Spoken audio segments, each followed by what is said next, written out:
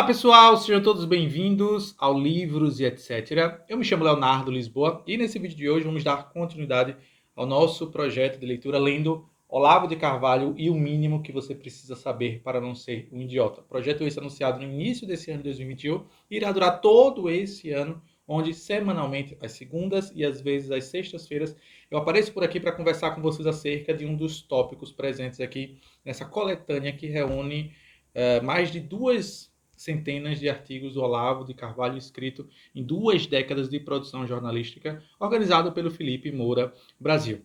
Apenas a critério de informação para os novos seguidores aqui do Livros, etc. Vou deixar aqui na descrição desse mesmo vídeo o link do livro físico na Amazon, para quem quiser adquirir a sua cópia e poder acompanhar esse projeto passo a passo, semana a semana, como também, é claro, vou deixar também aqui mesmo na descrição desse vídeo a playlist com os vídeos antigos. Esse vídeo que você vai ter a oportunidade de assistir hoje é o 14º vídeo dessa série. Então, os links mais importantes estão certamente aqui na descrição. Pois bem, sem mais delongas, o último e brevíssimo aviso paroquial. Se você é novo no canal, por favor, considere inscrever-se, ativar o sino para receber as notificações. Temos vídeos aqui praticamente toda a semana, sejam meus, sejam da minha esposa, que também participa aqui no Livros e etc., compartilhando as leituras que ela mesma faz. E divulgue para que mais pessoas possam conhecer aqui o Livros, etc., e esse trabalho, essa produção intelectual aqui mesmo no YouTube. Pois bem, sem mais delongas, findados os avisos paroquiais, vamos iniciar a nossa aula de hoje, ainda lembrando a todos que nos assistem, a todos que me assistem, perdão, que estamos ainda no tópico da Revolução. Eu já comentei sobre isso nas aulas anteriores, a partir da 11ª aula, que praticamente os 2 meses a seguir nós iríamos discutir tão somente sobre o tema, sobre o título Revolução e vários artigos que estão circundando esse tema central da Revolução. Na semana passada, o tema discutido foi justamente ainda, claro, sobre a área da Revolução, foi manipulação. E na primeira semana, ou seja, na semana anterior, antecessora a essa, eu falei sobre globalismo. Na aula de hoje, nós iremos conversar brevemente a respeito de artigos do Olavo de Carvalho escritos no ano de 2007, para ser mais exato, 2 deles em 2007, que são os artigos principais dessa nossa aula de hoje, onde o professor Olavo de Carvalho vai falar acerca da mentalidade. E é justamente sobre a mentalidade revolucionária, que é o tema central aqui desse nosso primeiro artigo de hoje.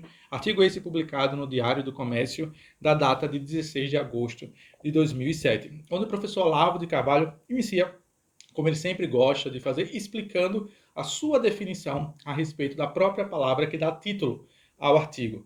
Na ótica do professor Olavo de Carvalho, abre aspas, a mente revolucionária é um fenômeno histórico perfeitamente identificável e contínuo, cujos desenvolvimentos ao longo de 5 séculos podem ser rastreados numa infinidade de documentos.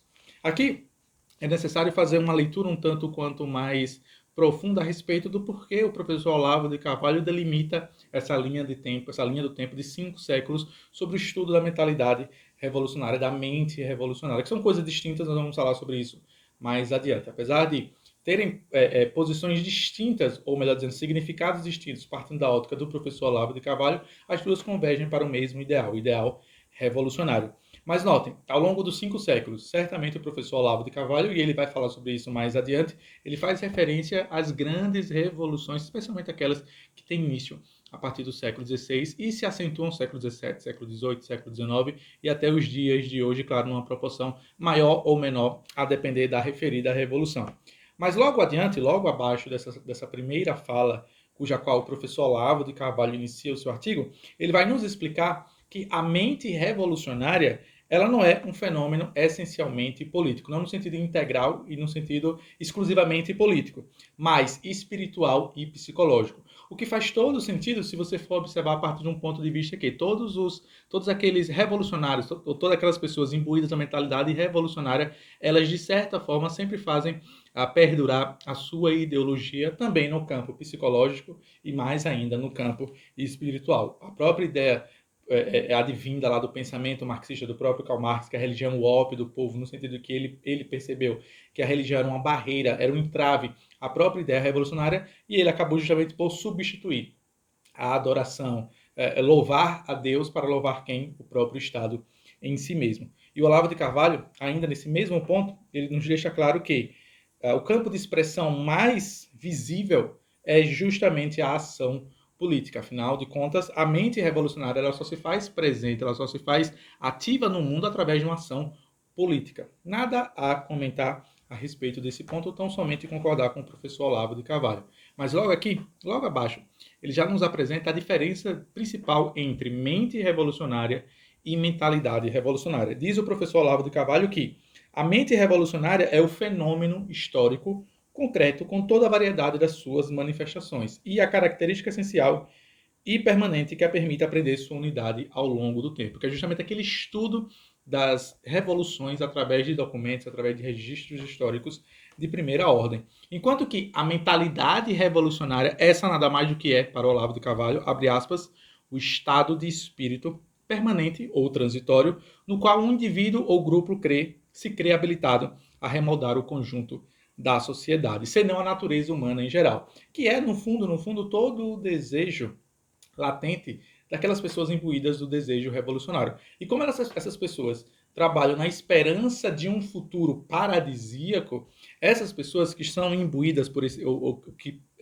vivem nesse estado de espírito permanente ou transitório de revolução social, elas não se julgam capazes e não se julgam, digamos assim, à altura de serem julgadas pelos pares do presente. Afinal de contas, essas pessoas trabalham na esperança de um futuro melhor. Então, é como se elas aquela clássica frase, ou aquela clássica alusão ao próprio pensamento de Nicolau Maquiavel, que escreveu O Príncipe, de que os fins acabam por justificar os meios. Então, como aquelas pessoas imbuídas do desejo revolucionário trabalham sempre na busca pelo futuro salvífico, ela não se sente de forma alguma condenada aos julgamentos do presente. O que, de certa forma, acaba por tirar os entraves, as barreiras morais, sociais, espirituais, psicológicas. E por isso mesmo, segundo o professor Olavo de Carvalho, faz com que essas pessoas que carregam essa mentalidade revolucionária, que estão imbuídas ou que estão, digamos assim, circundando a mentalidade revolucionária em si mesma,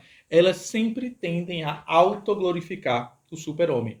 E é impossível aqui não fazer uma referência ao próprio super-homem do filósofo alemão Nietzsche, que tinha essa ideia do homem viver pelo homem, do homem pelo próprio homem em si mesmo. E que isso carrega, em conseguinte, um outro pensamento maléfico. É óbvio, o pensamento do homem sendo suficiente por ele mesmo, por si só, já é um pensamento recorrente a toda e qualquer mentalidade revolucionária.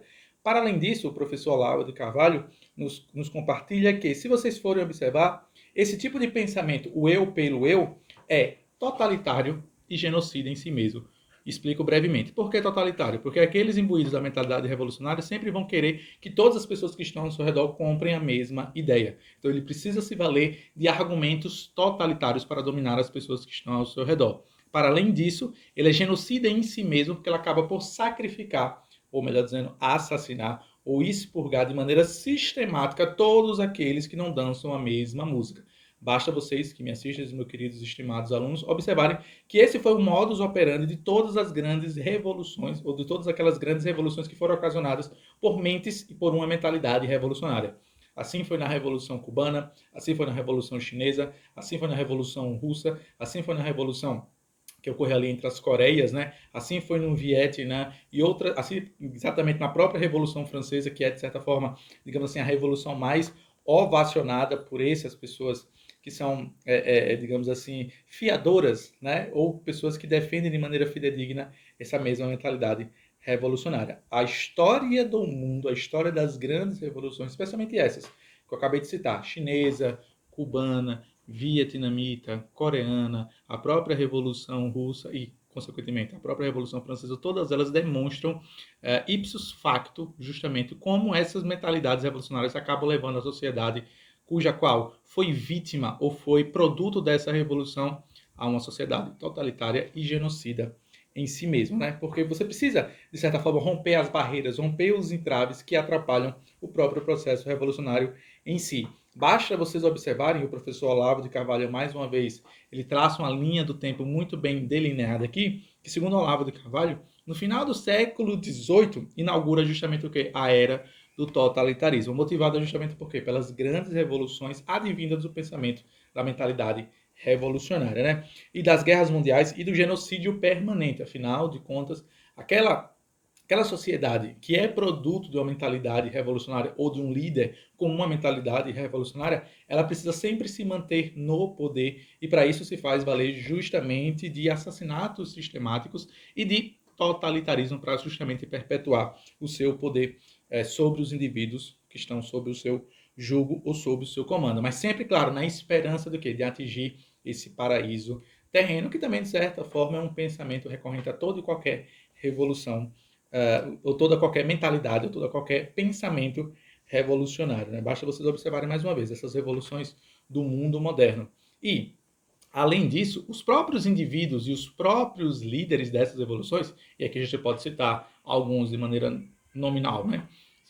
Podemos falar sobre Fidel Castro, podemos falar sobre Lenin, posteriormente Stalin, podemos falar sobre Kim Jong-un ali na Coreia, podemos falar sobre o próprio Mao Tse-tung na China, podemos falar dois jacobinos ali na Revolução Francesa e, trazendo, claro, para a nossa realidade brasileira, notem que Lula, Genuíno, Disseu e todos quantos e outros tantos revolucionários, eles sempre se colocam acima do bem e do mal, no sentido de que, lembram quando Lula, quando Genuíno, quando Disseu foram presos e, tendo como base inúmeras e inúmeras provas que comprovavam o crime com a qual eles haviam cometido, ainda assim, eles vinham a público e negavam toda e qualquer acusação contra eles, mesmo com a infinidade de provas sendo mostradas a respeito dos seus crimes. Por que isso acontece, segundo o professor Olavo de Carvalho? Porque esses indivíduos não estão mais vivendo no plano terreno, no sentido de acreditar que eles podem ser julgados e até mesmo condenados pelo presente.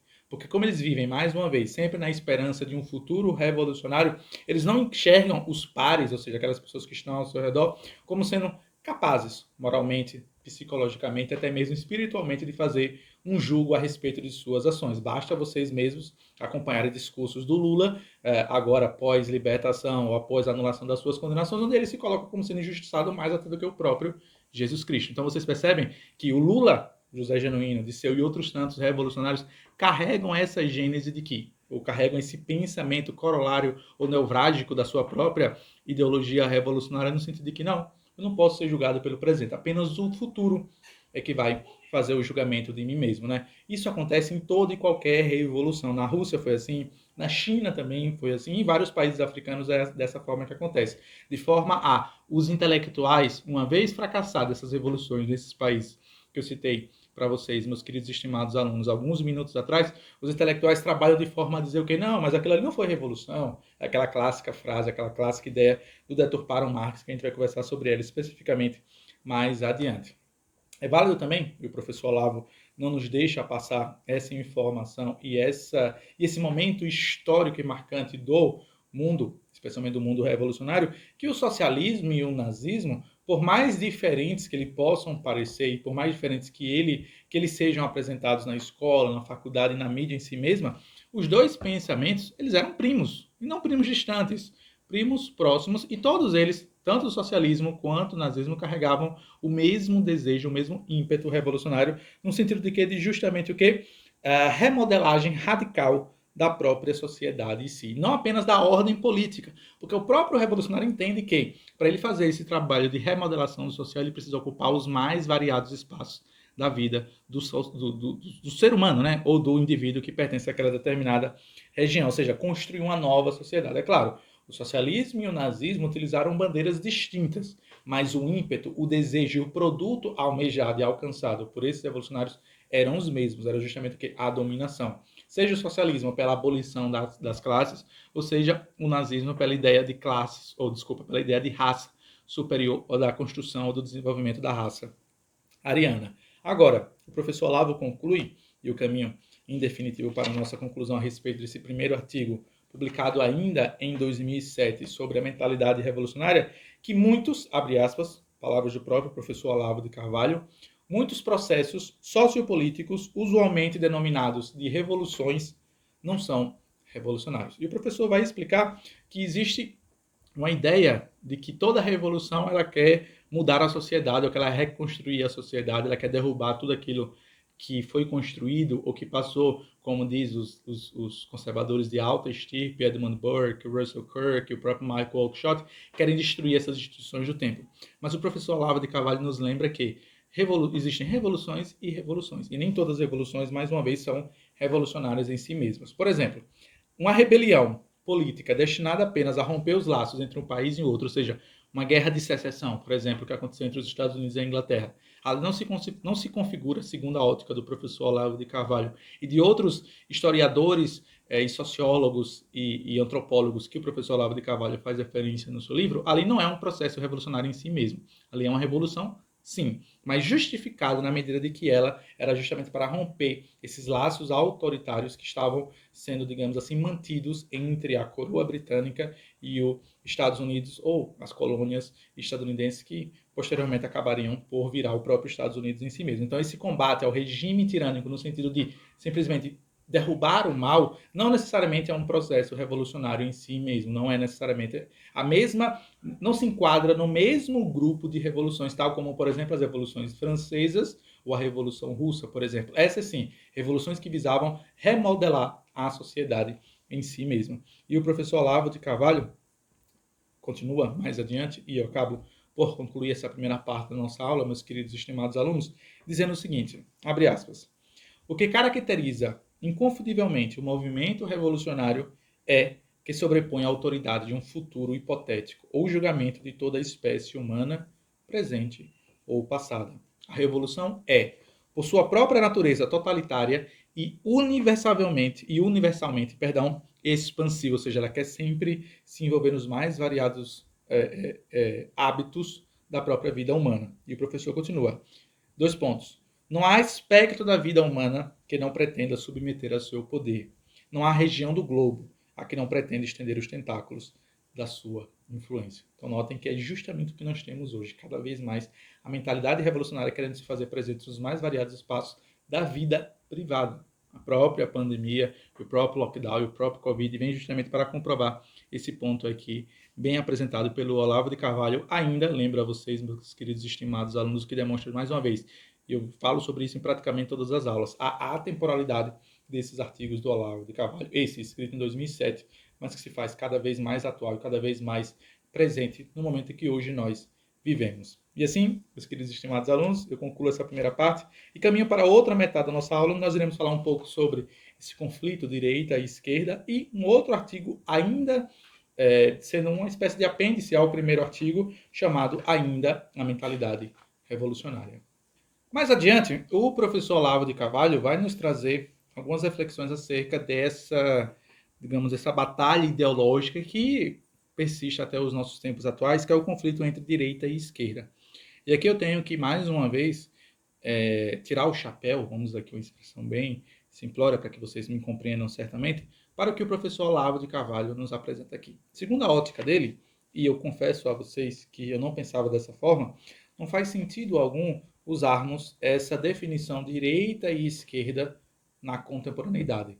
No sentido de que, vamos lá, lembremos aqui, façamos um recorte histórico, voltemos alguns séculos atrás. A Revolução Francesa, no final do século XVIII, foi justamente que cunhou essas duas palavras que até hoje habitam o cenário político e o embate ideológico. À direita, na Assembleia dos Estados Gerais franceses, ficavam aqueles que eram ligados à monarquia, né? Ou que lutavam para justamente a manutenção da monarquia. E aqueles que ficavam à esquerda eram justamente os deputados, os políticos, os parlamentares, que eram os tais dois jacobinos e gerondinos que desejavam justamente uma revolução, até mesmo, digamos assim, o fim da própria monarquia em si mesma, que foi isso que acabou acontecendo, depois todo mundo se sabe, com a queda da Bastilha e o próprio assassinato da monarquia francesa. Agora notem vocês que, até hoje, essas duas palavrinhas, direita e esquerda, são recorrentes em todo e qualquer... Eu mesmo, vez ou outra, levanto essa bola nas minhas redes sociais, no meu Instagram, no meu Facebook ou em qualquer outra rede social, mas para o professor Olavo de Carvalho, fazer isso é um erro, no sentido de que o próprio conceito de direita e esquerda já foi dominado de maneira hegemônica pela esquerda em si mesma. Basta vocês observarem, e aqui, por favor, quem não conhece o trabalho do pessoal do Brasil Paralelo, vou fazer questão de deixar aqui na descrição desse vídeo também um dos vários documentários que o pessoal do Brasil Paralelo fez, e um em específico vai certamente abrir os horizontes, ou ampliar, melhor dizendo, os horizontes de todos vocês que me assistem a respeito da estratégia das tesouras, que é justamente o que a esquerda fez na época da Revolução Francesa e fez de maneira hegemônica em todo lugar onde ela chegou ao poder, que é justamente o que? Em brevíssimas palavras. Mas, claro, convido vocês a assistirem o documentário do Brasil Paralelo a respeito desse assunto, que é a esquerda, uma vez alcançado o poder e conquistado o poder, ela não se limitava tão somente a governar, mas sim a se fazer presente e recorrente nos mais variados espaços sociais, na mídia, na intelectualidade, na faculdade, nas escolas, na igreja em si mesma. Hoje temos a tão malfadada teologia da libertação, que é, hoje se sabe mais do que nunca, que é nada mais do que um braço marxista dentro da própria igreja católica. Isso acontece, claro, em outras denominações religiosas, mas eu foco aqui na católica, que é a que me vem à mente nesse momento. Enquanto que a esquerda se faz presente nos mais variados espaços sociais, ela elimina a direita do debate público, a verdadeira direita, e ela mesma acaba por construir outras direitas, sendo que essas direitas construídas pela esquerda são esquerdas em si mesmas. Lembro, vamos lá, de uma maneira bem simples para que vocês compreendam. Há muito tempo atrás, em determinada entrevista, o próprio Luiz Inácio Lula da Silva disse que naquele momento ele se sentia finalmente representado politicamente porque só tinha candidatos a presidente do Brasil de esquerda. E quem era que estava entre esses candidatos, além do próprio Lula? O Fernando Henrique Cardoso, que é hoje em dia o que digamos assim, alguns líderes de esquerda dizem que o Fernando Henrique Cardoso é da direita, sendo que o próprio Lula já foi a público e já falou que era esquerda. Tanto é verdade que o PSDB, de certa forma, é uma dissidência, né? Se fez, digamos assim, eles foram criados, tanto o PSDB, quanto o PT, quanto o PSOL, PCB, PCdoB, Rede, todos esses partidos, nada mais do que são, vou usar aqui a analogia da biologia, né? Existe e aí me corrijam, por favor, se eu cometer alguma gafe, tem muito tempo que eu estudei isso, mas é aquela coisa da multiplicação das células, né? Que as células acabam se multiplicando, mas todas elas ainda carregam o DNA principal da célula mãe. Da mesma forma são esses partidos que vieram logo depois. E que eles automaticamente, eles mesmos se denominam de esquerda e vão colocando cada vez mais os próprios partidos de esquerda no outro espectro político, para justamente fazer aquela teoria do corte, né? A teoria da estratégia das tesouras, deles mesmos escolherem quem são a esquerda, que nada mais do que é, que eles apelidam da direita, que eles querem enfrentar num debate público. Tá? Então tomem muito cuidado em fazer essa definição hoje em dia, direita e esquerda, porque segundo Olavo de Carvalho, a direita em si ela foi cada vez mais ofuscada e apagada do próprio debate público e dando lugar a uma falsa direita, que nada mais do que é esquerda, no fundo, no fundo. Eu me lembro daquele clássico meme do Scooby-Doo, né? Quando você tira a máscara do PSDB, tá lá o PT por trás, que nada mais do que é isso. Afinal de contas, alguns revolucionários dentro do PT criaram nada mais do que outras dissidências e eles acabam digladiando-se entre si. Mas quando aparece um inimigo comum, todos eles acabam por se juntar. E aquelas críticas que eles faziam a determinadas esquerdas, a determinados níveis ou graus de esquerda, nada mais do que se mostram cada vez mais caminhar no mesmo sentido e na mesma direção do ímpeto revolucionário. E aí o professor Olavo de Carvalho, de maneira brilhante, afirma o seguinte, abre aspas, os termos esquerda e direita só têm sentido objetivo quando usados na sua acepção originária, de revolução e contra-revolução, respectivamente.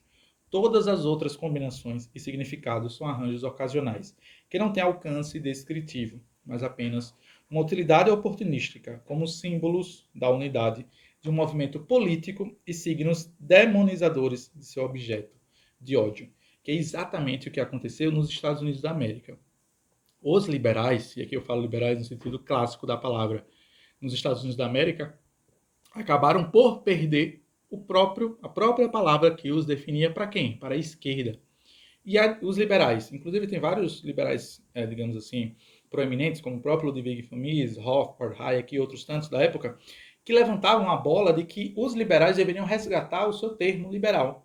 Mas muitos não se preocuparam com essa participação ou não entenderam que a guerra é muito mais do que política, ela é acima de tudo semântica, ou seja, ela é no campo das palavras. E o próprio Olavo de Carvalho já falou sobre isso, eu já comentei sobre isso aqui em uma das aulas, especificamente sobre a Revolução, de que a batalha inicia-se pelo campo da linguística. É impossível também, mais uma vez, não fazer referência ao próprio livro do George Orwell, chamado 1984, e a tão malfadada denominada Nova Língua, que é nada mais do que uma outra forma do governo totalitário e autoritário do romance distópico do George Orwell, socialista. Então ele entendia do que estava falando, escrito em 1948, falava, em brevíssimas palavras. Para quem não leu, por favor, fica a recomendação aqui mais uma vez para que seja feita a leitura, que domina-se a mente das pessoas inicialmente pela língua, pela palavra, né? E quando vocês, liberais, o que eu falo no sentido dos liberais dos Estados Unidos da América, perderam digamos assim, o amor pela própria palavra liberal, fazendo com que a esquerda pegasse para si essa própria palavra, perde-se todas as outras batalhas que virão a seguir. É por isso que eu, e aqui abro um parênteses, sou totalmente contrário a que os liberais brasileiros parem de usar o termo liberal e usem libertário, porque senão vai acontecer o mesmo que aconteceu nos Estados Unidos da América. Perderam o liberal, passaram a se chamar como libertarian. Eu sou totalmente e veementemente contra esse posicionamento. Eu penso que os liberais brasileiros têm que se, digamos assim, abraçar e se manterem presos à própria palavra liberal para que possam justamente defender aquelas ideias, claro, que sejam recorrentes a essa própria linha de pensamento.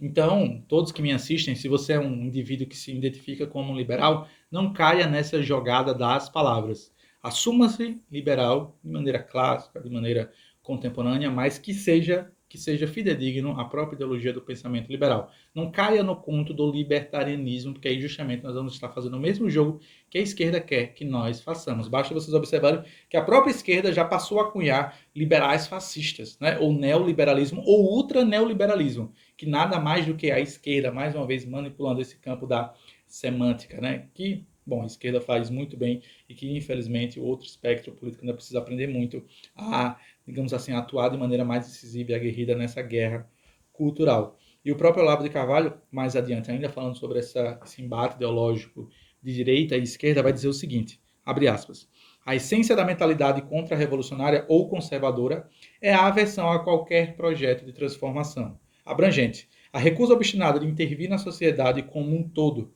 o respeito quase religioso pelos processos sociais regionais espontâneos de longo prazo, a negação de toda autoridade aos porta-vozes do futuro hipotético. É, em brevíssimas palavras, aquele mesmo pensamento que é central do Edmund Burke, do Russell Kirk, do Michael Oakeshott, que os conservadores e os contra-revolucionários eles devem ser céticos no tocante à política e, claro, valorizar e respeitar as instituições do tempo a longo prazo. Os próprios conservadores de alta estirpe já comentavam a respeito disso, né? Fica aqui a recomendação, claro, para quem não conhece esses três que eu citei, o Edmund Burke, não comece pelas reflexões da Revolução Francesa, comecem por outros escritos, comecem por outros artigos do mesmo, mas aí tem o Russell Kirk e o próprio Michael Oakeshott, que são assim, intelectuais conservadores que devem ser lidos por todas as pessoas, independente se você é ou não, digamos assim, simpático às ideias conservadoras. E o próprio Olavo de Carvalho nos convida mais uma vez a fazer uma reflexão acerca do próprio termo reacionário, né? Diz ele, abre aspas, ser reacionário é reagir da maneira mais intransigente e hostil à ambição diabólica de mandar no mundo. Isso é ser contra-revolucionário. É lutar de maneira feroz, aguerrida e incisiva, e até porque não petulante contra todo e qualquer ideal revolucionário. E aqui é impossível não fazer referência, não fazer uma citação honrosa, que é o próprio Nelson Rodrigues, quando certa vez questionado se ele era um reacionário, ele disse em alto e bom som, como somente ele conseguia fazer, sendo um dos cronistas mais famosos do Brasil, que sim, ele se considerava reacionário. Reacionário contra tudo aquilo que não prestava. Né? Então fica aqui a reflexão para que a direita, né, ou aqueles que se definem hoje como sendo a direita, não tenham vergonha de assumir publicamente que são direita e que não deixem, que não percam espaço no campo semântico, porque se você perde no campo linguístico, no campo semântico, no significado das palavras, você vai consequentemente acabar perdendo a batalha nos mais outros variados campos, porque tudo começa na língua, tudo começa nas palavras. Baixemos, o Olavo de Carvalho não faz essa referência, mas permita-me a ousadia de fazê-lo. A própria Bíblia, o próprio livro sagrado, começa com o verbo, né? E o verbo se fez carne, ou seja, a palavra. Deus falou e o mundo foi feito. Então, tá tudo lá, tá tudo no Gênesis, tudo começa através da palavra, tudo começa através da explicação, da exegese, da fala. Então, que aqueles que se consideram direita, por favor, aprendam essa lição que o Olavo de Carvalho nos convida a refletir. Eu faço aqui esse acréscimo, esse apêndice, esse adendo, tendo como base os escritos bíblicos. E assim, meus queridos e estimados alunos, eu caminho para a conclusão definitiva da nossa aula, trazendo aqui alguns pontos, brevíssimos pontos, 5 pontos de um artigo chamado Ainda a Mentalidade Revolucionária, também escrito em 2007, que nada mais do que é um adendo àquele primeiro artigo que eu conversei com vocês alguns minutos atrás, onde o professor Olavo de Carvalho vai justamente trazer mais alguns traços que definem a mentalidade revolucionária.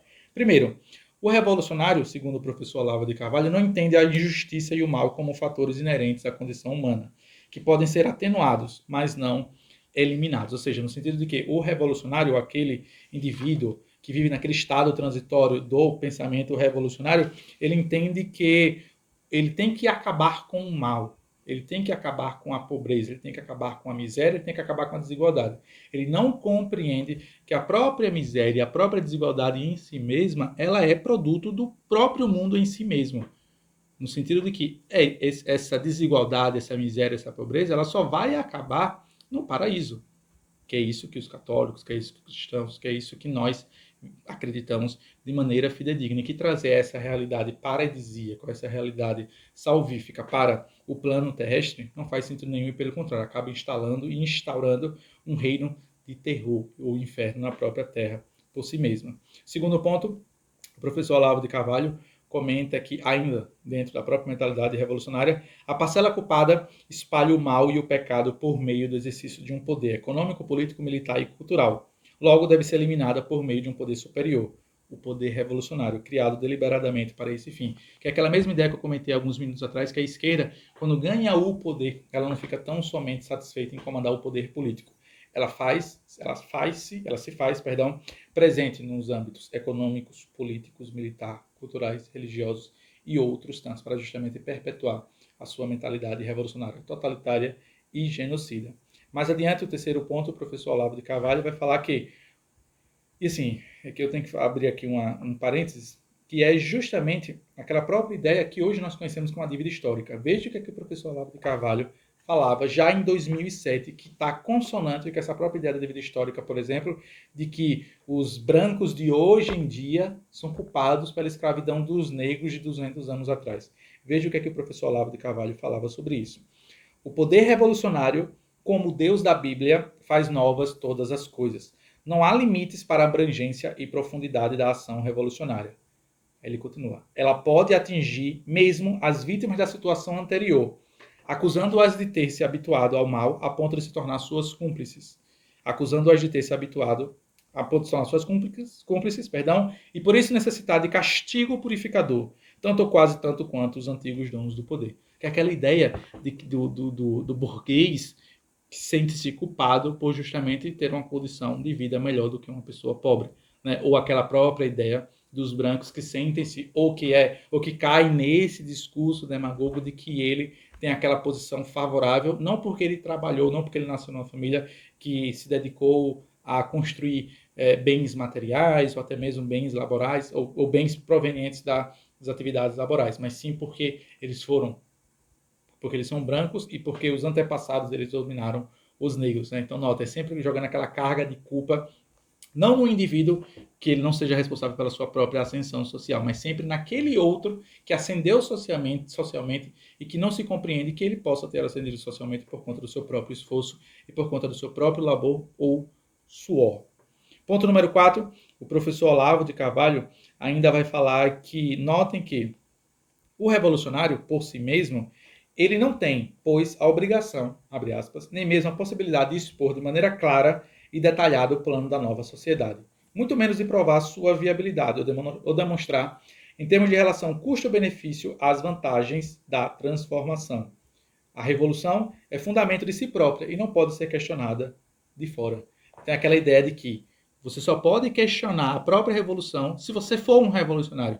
Se você é um indivíduo que está a par, que você não está a par dos próprios ideais revolucionários, ou que você não comunga com as ideias revolucionárias, você não tem lugar de fala. Permita-me usar aqui esse mote retórico, ou esse palavreado retórico utilizado hoje no pensamento progressista, no sentido de que Se você não é um revolucionário, você não pode criticar a revolução. Por quê? Por que isso acontece? Porque o revolucionário, mais uma vez, coloca-se como sendo um indivíduo não julgado ou não possível de ser julgado pelas pessoas do presente, já que ele vive em função do futuro.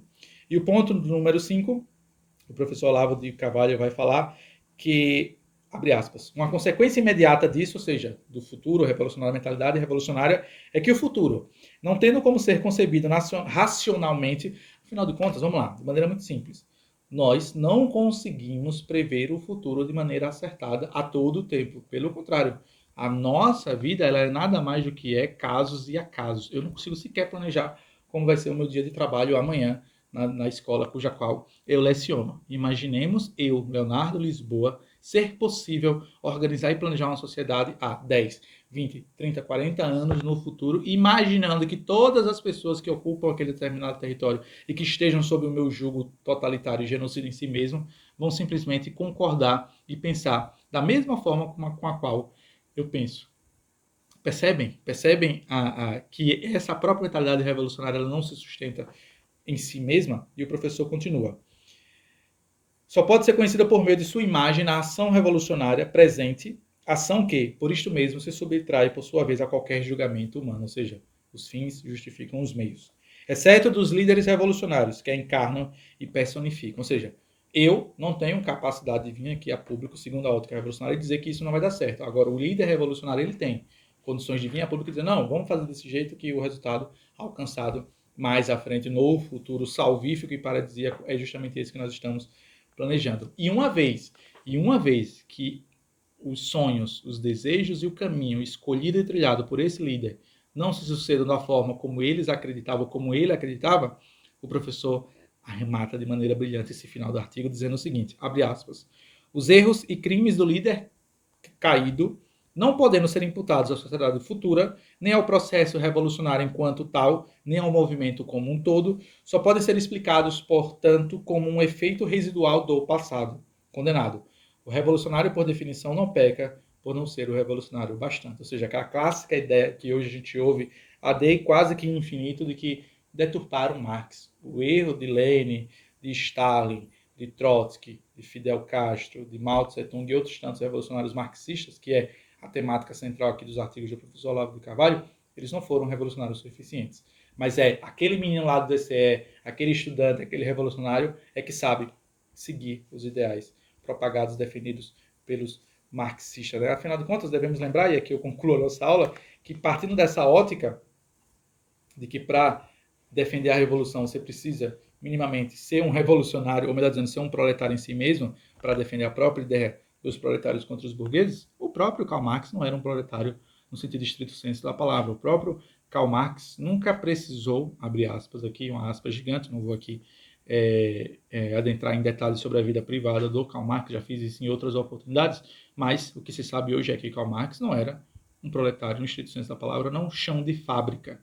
O mais próximo contato que ele teve com a classe proletária foi graças ao seu amigo Friedrich Engels, e fiador e fidedigno das suas ideias e, de certa forma, um incentivador não apenas intelectual, político, filosófico, mas também financeiro. Esse sim, esse tinha uma experiência. Afinal de contas, ele comandava, ele gerenciava algumas indústrias cuja qual o pai era dono. Então, nesse sentido do próprio ideal revolucionário, o próprio Karl Marx não tem lugar de fala para falar da revolução em si mesma. E assim, mais uma vez, não caio nesse conto de que deturparam Marx. Porque se você diz que deturparam, se alguém diz a você que Marx foi deturpado, ele está dizendo que ele se coloca como sendo melhor e superior a todos os outros revolucionários que vieram antes dele, ao invés de parar para pensar, peraí, todos esses revolucionários antes de mim tentaram colocar em prática, executar essas ações revolucionárias e o resultado foi justamente o contrário daquilo que era a proposta original. Será que essas ideias já não são erradas e malignas e maléficas em si mesma? Ou eu que sou um ser, digamos assim, iluminado por Deus com a sabedoria quase que divina para poder levar a cabo essas ideias? Percebem como a mentalidade revolucionária acaba justamente deturpando o próprio senso de realidade? Que é sobre isso, inclusive, que o professor Olavo de Carvalho fala nesses 3 artigos que foram temas aqui dessa nossa aula de hoje. E assim, meus queridos e estimados alunos, eu caminho para a conclusão em definitivo. Espero que vocês tenham gostado dessa aula. Me esforcei o máximo para tentar extrair reflexões sobre esses capítulos que são profundos, e eu percebo que cada vez mais os artigos, em consequência, os artigos adiante, certamente carregam uma carga cultural, política, filosófica, sociológica mais profunda do que os primeiros. Mas eu espero que eu tenha conseguido, na medida do possível, fazer esse resumo e fazer, de certa forma, uma síntese das ideias. Espero que vocês tenham gostado. Por favor, gostou? Chegou até o final? Considere deixar seu like, comentar, compartilhar. Espalhe esse vídeo para que mais pessoas conheçam, não tão somente esse projeto de leitura do Olavo de Carvalho, como também o próprio Livros e etc. Esse espaço literário aqui no YouTube, onde eu e minha esposa periodicamente compartilhamos nossas reflexões e nossas leituras a todos aqueles interessados em nos ouvir. Agradeço a atenção de todos vocês. Nos vemos na próxima semana em mais uma aula desse projeto. Fiquem todos com Deus, que Deus os abençoe enormemente. Lembre-se, todos os links importantes citados durante esse vídeo vou deixar aqui na descrição. Até a próxima, meus queridos e estimados alunos. Tchau, tchau, pessoal.